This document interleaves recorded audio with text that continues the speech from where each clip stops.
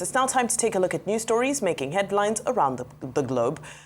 Now we begin with security issues as the United States has blamed the rising attacks by terrorist groups in Nigeria and other African countries on its forced exit from bases in some neighboring countries, including Niger and Chad, pointing to its inability to effectively monitor the activities of the violent organizations. Commander of the U.S. Africa Command, AFRICOM, U.S. Marine Corps General Michael Langley, who spoke at the weekend during a digital press briefing after the African Chiefs of Defense Conference in Kenya, described the recent attacks in Nigeria and other parts of the Sahel as deeply concerning. Nigeria has experienced a significant escalation in terrorist attacks in recent weeks, with incidents spanning multiple regions and involving various extremist groups. In Borno State, northeast Nigeria, Boko Haram and its faction, the Islamic State West Africa Province, ISWAP, have intensified their assaults. Well, now Turkey has sent condolences to the Nigerian government on the devastating floods in Mokwa in Niger State. Turkey, in a statement by its Ministry of Foreign Affairs at the weekend, said, and I quote, "We are deeply saddened by the loss of lives and destruction caused by the devastating floods in the Mokwa region of Niger State, Nigeria." Also reacting to the flood disaster, ex-President Muhammadu Buhari mourned the 100 lives lost to flash floods that destroyed homes and displaced thousands of residents in Niger State, as well as 22 young athletes, coaches, and officials who died in a fatal auto crash in Kano State. The Kano State Governor Abba Yusuf has declared Monday, 2nd of June, that's today, a public holiday to mourn the 22 members of the state's contingent to the National Sports Festival who died while returning from Ogun State in this tragic road accident. The governor extended his heartfelt condolences over the unfortunate incident, describing it as a dark moment for the entire state. He assured that all necessary efforts are being made to support the families of the victims. Also, President of the Senate, Senator Godswill Akpabio, commiserated with the governor of Kano State, Malam Abba Kabir Yusuf, and families of the dead state contingent to the just concluded National Sports Festival in Ogun State. May the souls of the departed rest in peace. Such a tragic outcome after such a wonderful outing in Ogun State. Dr. Abati. Okay, let us start with the tragedy in Kano State. I mean, the whole of last week, we were celebrating Ogun State. We were talking about how this had been described by certain persons as probably the best sports festival ever.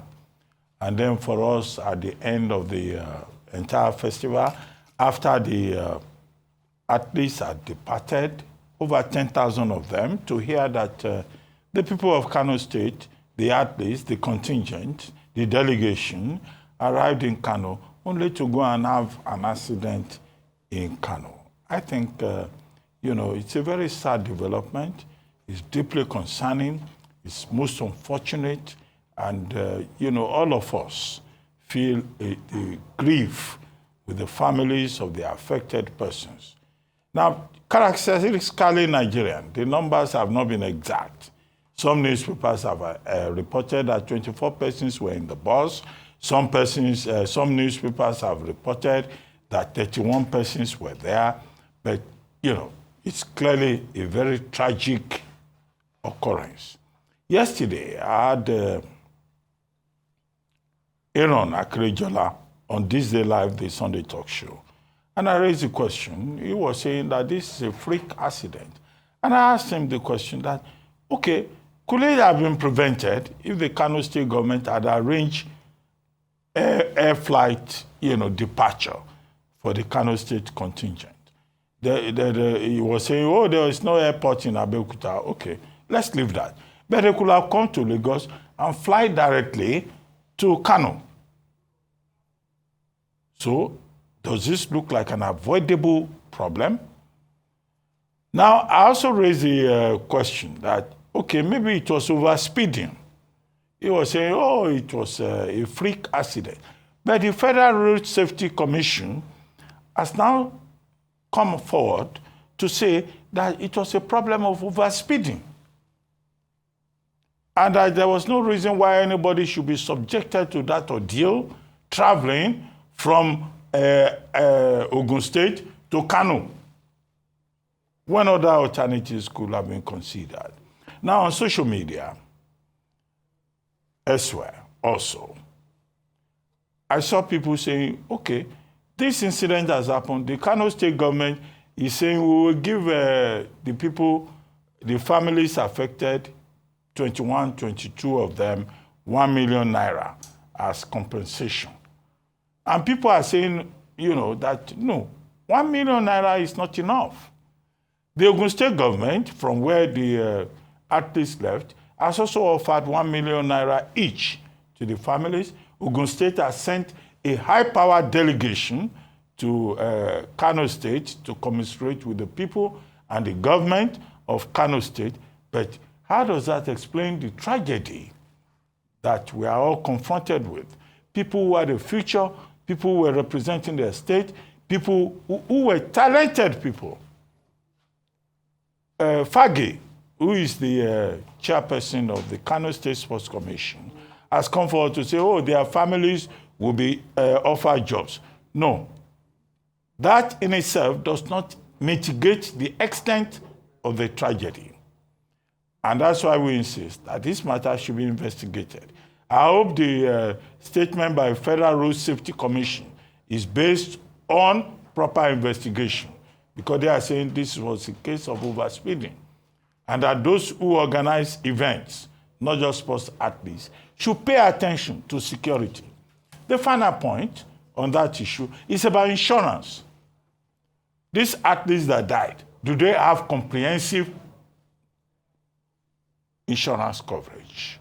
If they have comprehensive insurance coverage, there will be no argument over Kano State is giving 1 million in exchange for lives lost, you know, or that Ogun State, you know, is sending a high-powered delegation.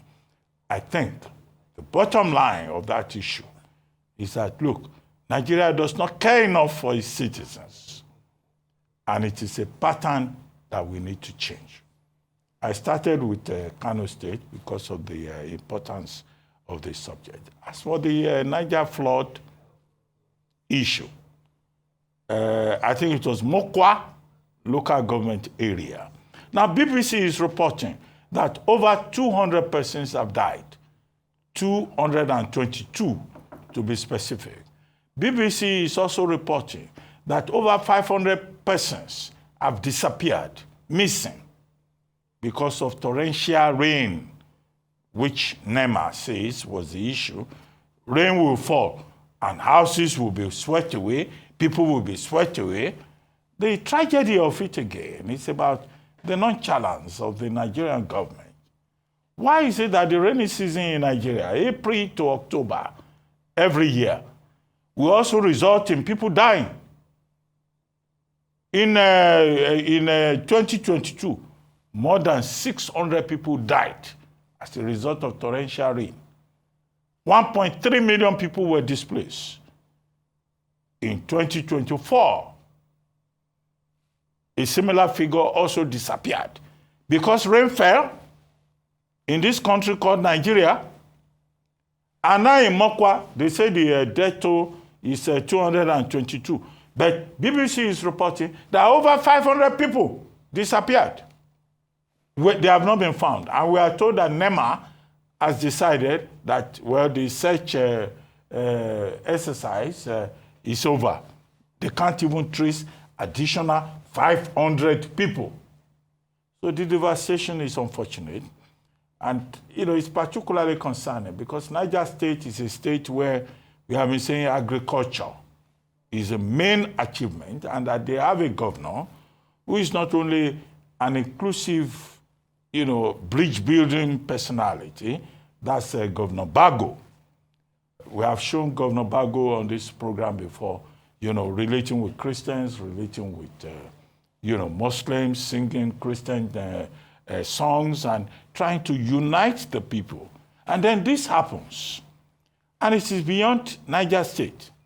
And that's why the government of Niger State is calling on the federal government to help. That's why the Niger State government is saying NGOs should come and help. They have even opened a dedicated account because of the failure of Nigeria. President Tinubu has sent a delegation led by Mohammed Idris, the Minister of Information and National Orientation. The right statements were made there.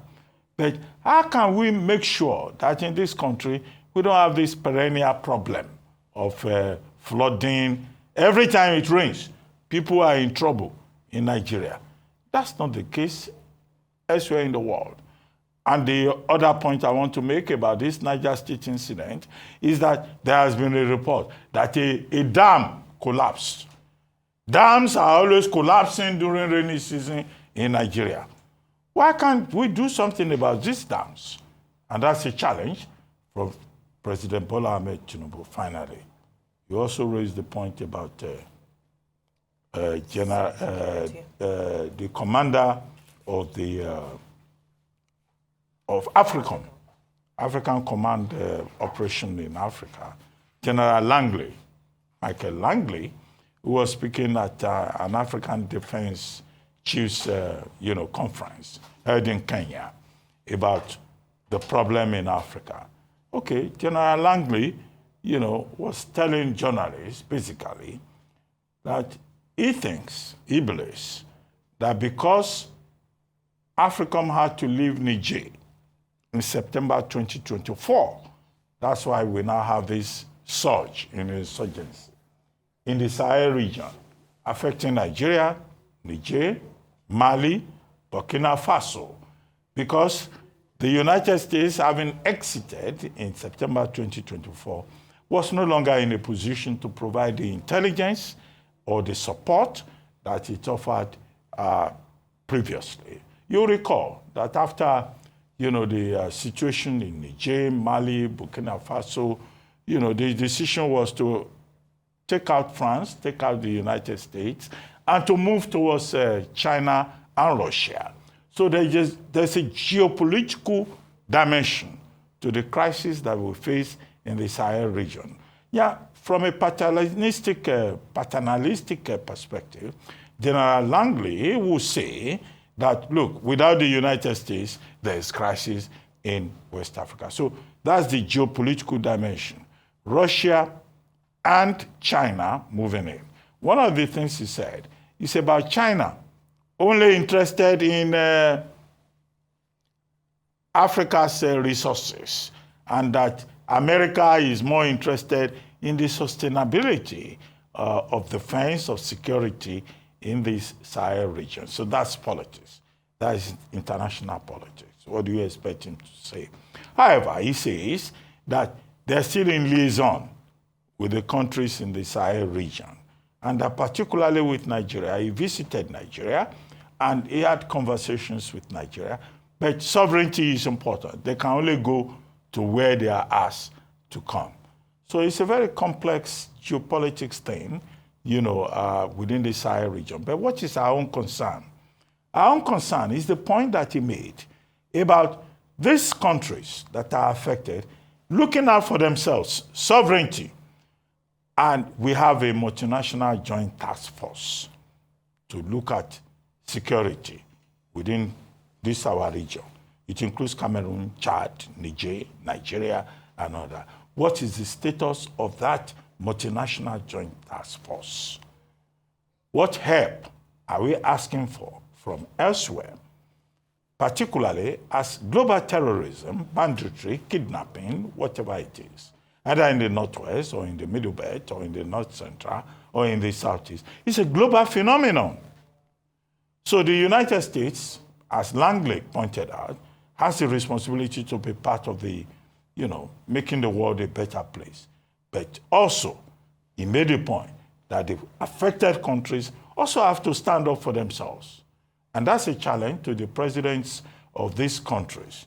And that's why I think that the decision to keep the countries that have formed the alliance of Sahel states, Mali, Burkina Faso, Niger, is important. And that negotiation at a diplomatic level should continue, particularly at a moment that we have just celebrated ECOWAS at 50. Absolutely. I think this is a critical time for us to continue to advocate for African solutions for African problems. If you look at the United States' involvement in Africa, it goes back to the 70s during the Cold War. And of course, at that time, it was more of a proxy engagement to try and check and balance Russian power and Chinese power as well. Well, fast forward to about 2007, 2008, when this Africa Command was created and then established. And we ask ourselves, how far have we come since then? Well, one of the major moments in history that very few Pan-Africanists can forget is the assassination of Muammar Gaddafi in 2011, and this was executed by NATO, although many will say that the intelligence around it was supplied by AFRICOM. And this is where AFRICOM came under huge criticism about whether they're really here to create security stability or whether they are being used as some sort of tool for regime change.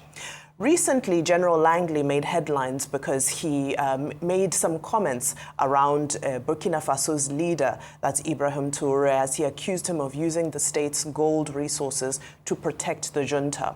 Well, whether that's here or there, true or untrue, this sparked a lot of global support for Ibrahim Touré.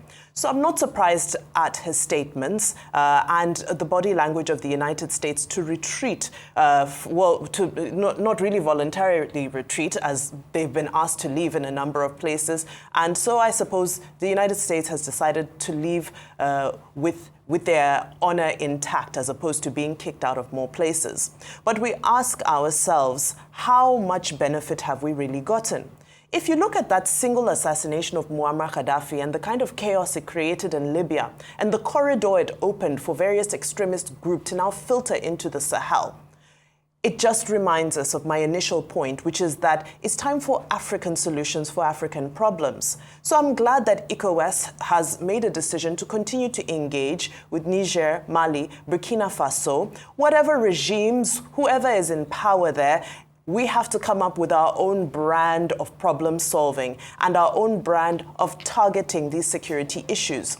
Now, what General Langley said is also in tune with what the Chief of Defense Staff had also reiterated about 2 weeks ago, when he said the resurgence of insecurity that we're seeing, especially in northern Nigeria, is because there's suddenly an increase in terrorist activities within the Sahel. So how can we come together to deal with this menace once and for all? One of the things that we need to ensure is to ensure that there's no vacuum created. Because as the United States leaves, is Russia going to fill that vacuum? Is China going to fill that vacuum? No, no, no. Africa needs to fill that vacuum. Now, we have to remember the historical ties as well. When you look at a lot of these liberation movements, you look at those who believe in the philosophies of Thomas Sankara, for example, in Burkina Faso. There's a lot of Russian ideology, and there's also a lot of Chinese ideology. It stems back to historical roots. But this is an opportunity for us to see how we can create an African ideology that can stem these issues that we continue to see and we continue to fight against. Now, when we speak of some of the things that continue to push insecurity, of course, we know that poverty is amongst them. And this is why the situation, some might say, exacerbated by climate change in Niger State is devastating. Now, we know that this is a perennial issue. This is a flood-prone region. And unfortunately, we still haven't been able to find direct, real, and effective solutions. Last week, we spoke about how NEMA and NIMET have gone around to do sensitization programs and so forth. But one asks yourself, when you go to these communities and you sensitize them about the ills and some of the dangers of flooding during the season, where do you want them to go? Have we created places for these people to go as we ask them to move out of their homes during this season? Where are they to go in this dire economic situation where people are struggling to feed? People are feeding from hand to mouth. Now you want them to relocate from their homes and many of them from their farms? Well, now there's the added complication of some damage that has been done to the Mokwa Bridge. Some are saying it has collapsed. Some are saying that part of it has been washed away. Investigation needs to be done further into that issue. But the significance of that bridge when it comes to the logistics of food from the northwest to the southwest are critical. So what does this mean? It means that we are bracing ourselves for food inflation. How do we counter this? What is the action being taken? Because by now we should have seen people moving in to try and assess the damage, especially where this bridge is concerned, to see how we can bridge this very important avenue for the transportation of goods to the rest of the country. Because we know how hard we have been fighting with sticky inflation. Now, apart from the bridge itself, we know that farmland would have been lost. Again, inflation. So this is when when frameworks for fighting inflation are being created, we say climate change. There isn't enough attention being paid to, number one, climate change, and number two, to some type of sustainable agricultural model that doesn't risk being destroyed and being sabotaged by just one day of torrential rainfall. Extremely unfortunate. Now, the other issue we also need to discuss, I know Dr. Abati touched on insurance, where it concerns the athletes who are traveling from Kano State. But what about flood insurance for these regions that experience this year in and year out?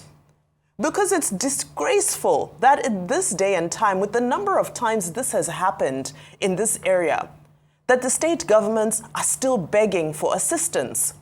By now, we should have created some sort of a flood insurance policy that we know is triggered in this season. There needs to be better mechanisms around how we prepare for disasters and how we address disaster mitigation, especially with something like this that is very much expected. Now, last but not least, to the tragic loss of lives. Our young athletes who we celebrated last week, bright stars, those who were meant to have carried our flag around the world in years to come and brought immense pride and joy to us as a nation, their lives cut short. Now, earlier in the year, the Red Cross had released some very alarming statistics around road accidents in Nigeria and said that Nigeria records the highest number of fatalities from road accidents in the world. From 2 million deaths globally, 10% are represented by Nigerian statistics. There's a lot to be done to instill a culture of road safety in Nigeria, but there's also a lot that needs to be done to instill integrity within the FRSC so it can become an organization and a body that road users respect and are ready to adhere to when they are confronted.